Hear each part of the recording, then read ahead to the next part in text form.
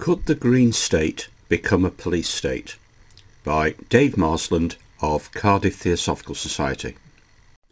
The concept of a green state, while ostensibly rooted in the noble pursuit of environmental sustainability and ecological preservation, raises significant concerns regarding the potential for authoritarian governance.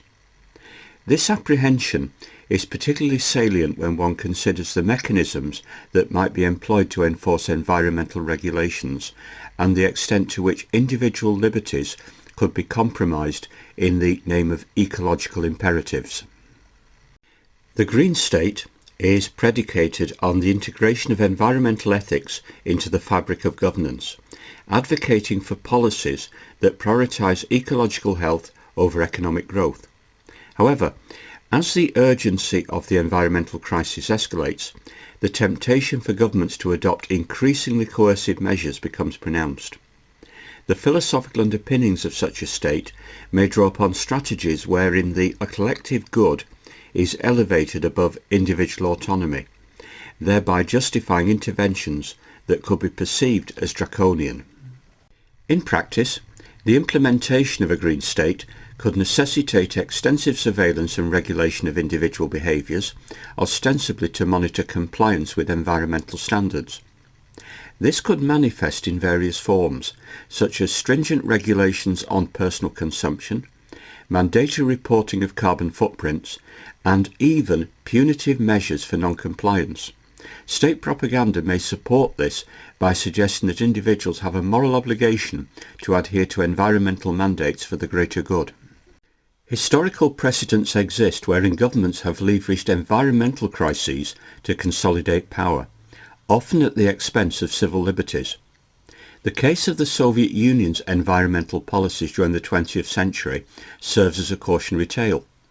While aimed at promoting ecological stewardship, these policies prioritise compliance with environmental law over other factors, and frequently resulted in the suppression of dissent and the curtailment of personal freedoms.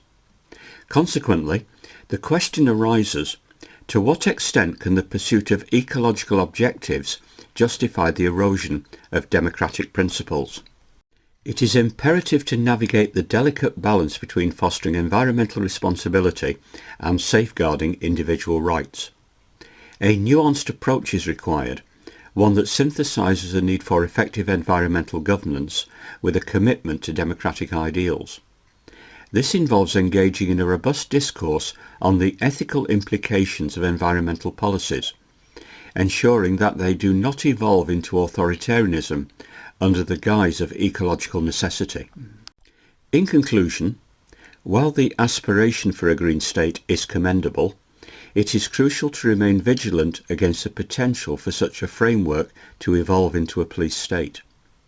The implications of this transformation are profound, necessitating a critical examination of the intersection between environmental policy and civil liberties.